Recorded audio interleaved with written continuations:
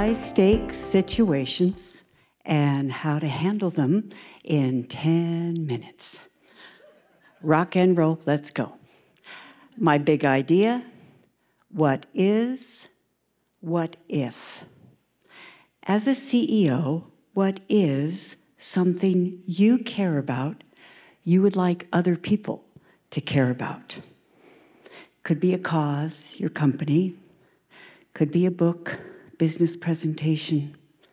Could be an initiative or an innovation within your organization. What if you could win buy-in to what you care about so other people care about it in a matter of minutes? In fact, what if you could turn resistance into receptivity and confusion into clarity in 60 seconds or less? It's not an impossible dream. You can do it. Here's how. Please get out your notebook. Put 3 columns on your notebook. Fresh page in your notebook. I was executive director of the Maui Writers Conference for 17 years. The only thing our top-selling authors agreed upon was this: ink it when you think it. We make a living from our mind. If you write this down, you can take it back to your team. You can use these ideas in perpetuity to win buy-in to what you care about. Okay, 3 columns on your notes. So 2 vertical lines, 3 columns. Top of the left-hand column, please put high-stakes situation. I'm going to share 2 today. Middle column, please put resistance. Top of the right column, please put receptivity. Middle column, please put confusion.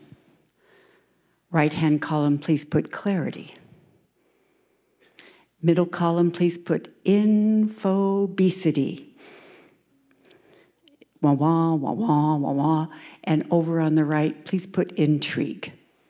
Okay, how this works is I tell a 2-minute real-life story to show how this works in the real world.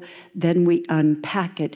So the next time someone says, tell me about your business, tell me about your cause, tell me about your campaign, tell me about this, tell me about your app, you can hit the ground running in 60 seconds and get their eyebrows up. Okay. I was pitch coach for Springboard Enterprises. We've helped women entrepreneurs generate $27 billion in funding and valuation. One of my clients, Kathleen Callender of PharmaJet, came to me. She said, Sam, I got good news, I got bad news. I said, what's the good news? She said, I'm speaking in front of a room full of investors at the Paley Center in New York.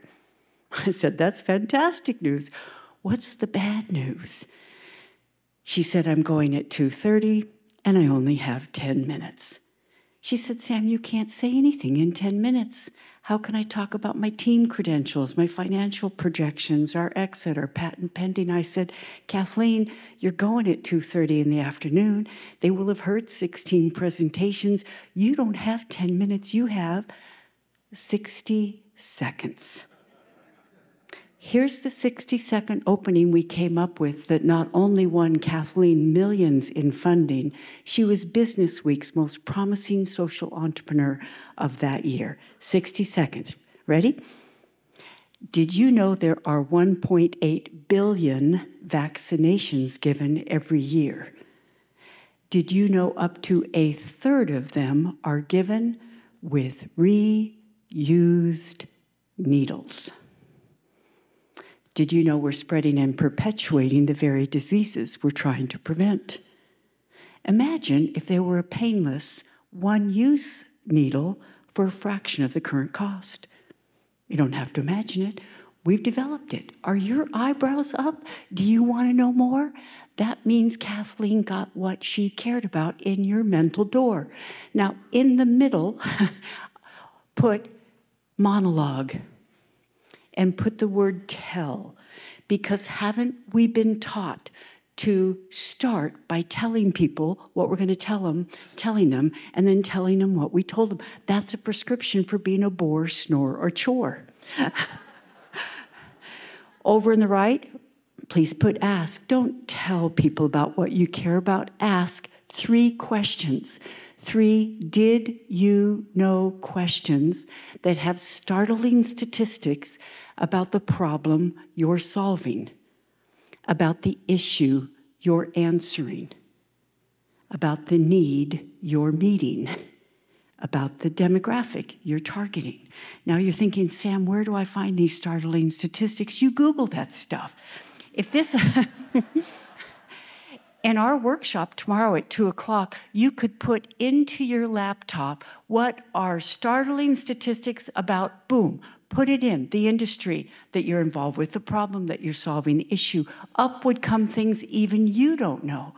And if you don't know them, chances are your decision makers don't know them.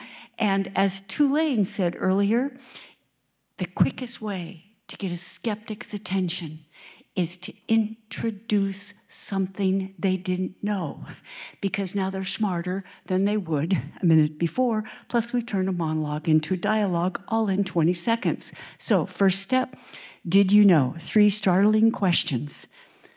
Second step, the word imagine. The word imagine pulls people out of their preoccupation, because they're not distracted anymore. They're picturing your point. They're seeing what you're saying. Now link the word imagine with 3 benefits of whatever it is you're pitching or proposing, requesting, or recommending. Go back to Kathleen Callender. What were her decision makers thinking about? Where they're thinking about reuse needles, so we made it one use. They're thinking about painful inoculations, so we made it painless. Most decision makers care about money. We said it's a fraction of the current cost. Do you see how, in a world of infobesity, we distilled into one succinct sentence a who wouldn't want that UVP? Third step, here are the words. You don't have to imagine it. We're doing it. Now you come in with your precedents and your evidence to show that this isn't speculative or pie in the sky. This is a done deal. And here are the benchmarks. Here's the testimony. Here's a respected expert vouching for it. Next time someone says, tell me about whatever it is you care about, don't tell them. Ask those 3 questions. Imagine. You don't have to imagine it. You will have just had them at hello instead of lost them at hello. All right, idea number 2. I think we've got about 4 minutes left. Okay, on the left, please put situation. What is a change you want people to make? What is an action you want them to take? What is a change you want people to make? Could be within your company, could be within your community, could be within your industry, your country. Now, let's follow Gary Marshall's advice. How many of you saw the movie Pretty Woman by any chance? Richard Gere, Julia Roberts, right? Gary Marshall was their director. He was one of our favorite keynoters at Maui Writers Conference. He said something so profound. I remember it as if he said it this morning. He said,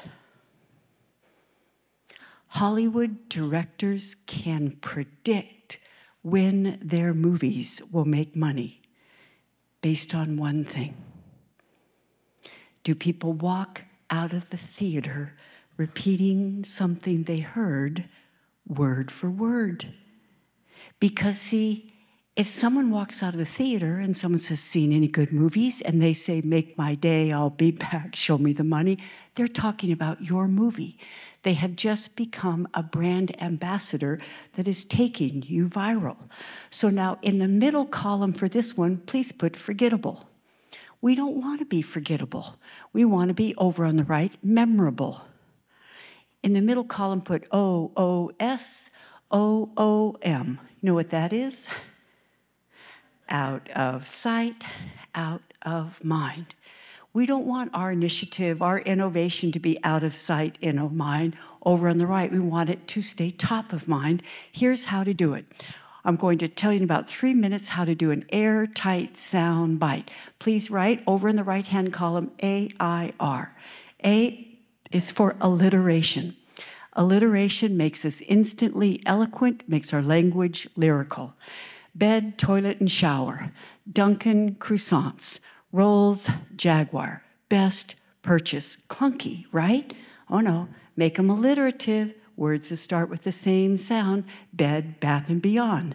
Dunkin' Donuts. Best, buy. Now, is Carolyn Alvey here by any chance? Carolyn, I was looking in your bios if you're here.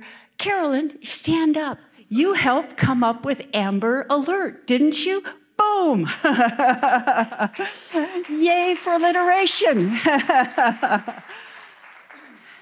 Now, you're thinking this is petty. No, as Raj says, this provides profitable solutions that help people and our planet.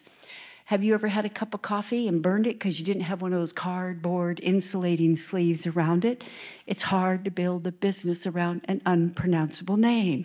It's hard to build a business around an unpronounceable name. Jay Sorensen saw an opportunity.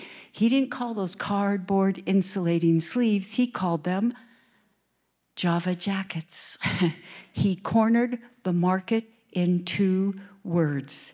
He said people who meant to call his competitor call him because they can't remember the competitor's name. Okay, I is for iambic meter. So A, alliteration, I. I is for iambic meter. Put it in a beat to make it easy to repeat. If you put it in a beat, you make it easy to repeat. I can't believe I ate the whole thing. Takes a licking and keeps on. Do you know those slogans are 50 years old? And yet they're on the tip of our tongue, the top of our mind. Wouldn't you like your slogan on the tip of people's tongue, top of mind?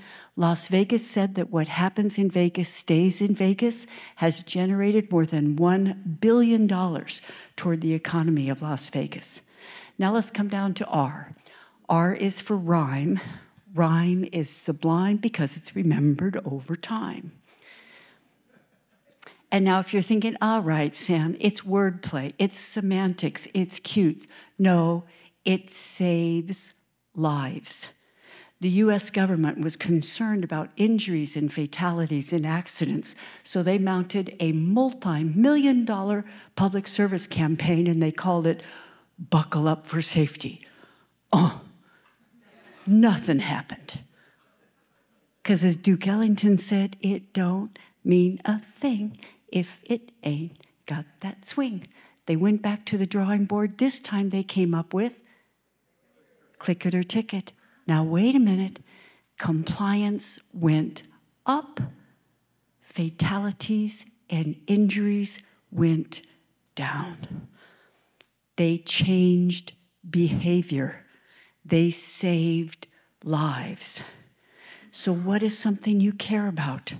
After people read about it or hear about it, what will they change?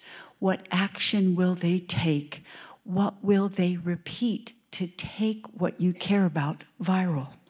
So now those are just 2 of our situations. As John said, tomorrow at 2 o'clock, we're going to be talking about 6 more high-stakes situations and hard conversations, and we'll be brainstorming and strategizing in the room. So please bring something you care about, and we're going to talk about how to turn resistance into receptivity, confusion into clarity, and infobesity into intrigue. Hope to see you tomorrow at 2 o'clock.